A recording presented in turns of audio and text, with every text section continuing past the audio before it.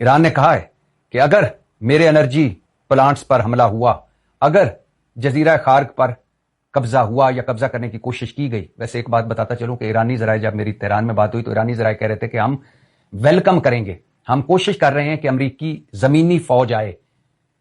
غالباً ان کو ایران کے محل وقوع، ایران کے جغرافیہ کا نہیں پتا، اور ایران کی تاریخ کا نہیں پتا، اور ایرانی مزاحمت کا نہیں پتا، اور ایرانی قوم کا نہیں پتا.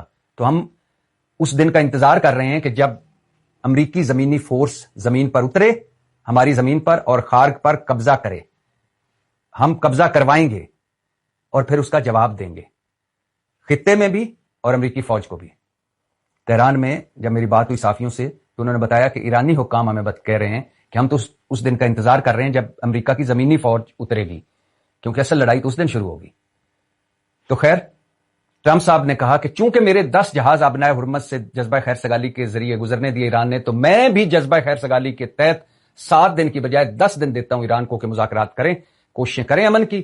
اور ایران چاہتا ہے کہ مذاکرات کرے، ایران بات چیت کا خواہش مند ہے، اور ایرانی قوم بیکار جنگجو ہیں لیکن مذاکرات کمال کے ہیں، مذاکرات کار کمال کے ہیں، مذاکرات کرنے میں ان کا کوئی ثانی نہیں. تو مذاکرات کرے. تو 10 دن صدر ٹرمپ نے مزید دیے ہیں، اور پاکستان کے ذریعے ایران اور امریکہ کے مذاکرات جاری ہیں. جو 15 نکات امریکہ نے، 15 مطالبے، 15 شرطیں ایران سے کی، وہ پاکستان کو ملی، پاکستان نے ایران کے حوالے کر دی. ایران نے ان کا جواب بھی دے دیا ہے. ایک جواب تو وہ 6 نکات کے صورت میں سامنے آیا. 6 نکات کیا تھے ایران کے؟ پھر آپ کو بتا دیتا ہوں، کئی بار بتا چکا ہوں. نمبر 1، فوری جنگ بندی کی جائے اور آئندہ ضمانت دی جائے کہ دوبارہ ہم پر حملہ نہیں ہوگا. نمبر 2،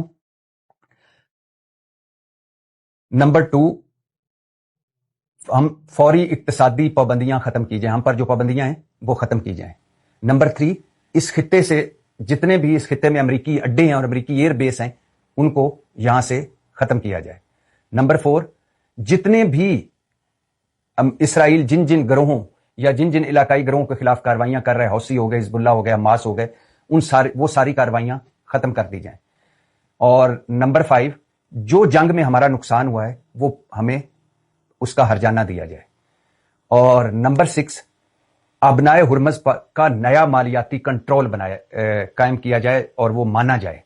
مطلب آبنائے ہرمز اب ویسا نہیں رہے گا، ایران کہہ رہا ہے، جیسے پہلے تھا کہ جو جہاز آتا تھا گزر جاتا تھا، اب نہیں. اور صدر ٹرمپ نے یہ مانا ہے کہ ایران آبنائے ہرمز سے ٹول ٹیکس وصول کر رہا ہے جو جہاز گزر رہے ہیں.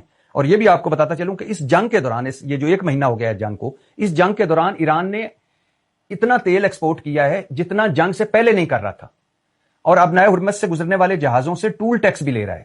ابھی چند گھنٹے پہلے ایک جہاز جس نے ٹول ٹیکس نہیں دیا تھا، وہ اس نے گزرنے کی کوشش کی، ایران نے میزائل مارا، اور سنا جا رہا ہے کہ جہاز میں آگ لگی ہوئی ہے، اور عملے نے چھلانگے لگا کر جان بچائی ہے. اب یہ نہیں پتا چل رہا کہ یہ جہاز کس ملک کا تھا اور کس کمپنی کا تھا. اس سے پہلے 42 جہازوں نے گزرنے کی کوشش کی آبنائے ہرمز سے ایران کی مرضی کے خلاف. سارے ایران نے واپس میزائل مار کر، ان میں سے کچھ میں آگ لگی، کچھ کے کچھ حصے تباہ ہوئے، کچھ واپس بھاگ گئے.